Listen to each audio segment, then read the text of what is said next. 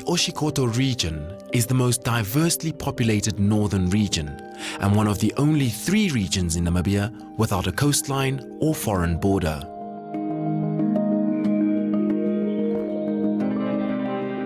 The word Oshikoto in Oshiwambo or Ochikoto in Ochiherero means a deep hole and refers to one of the only 2 natural sinkhole lakes found in Namibia that were created by a collapsing karst cave.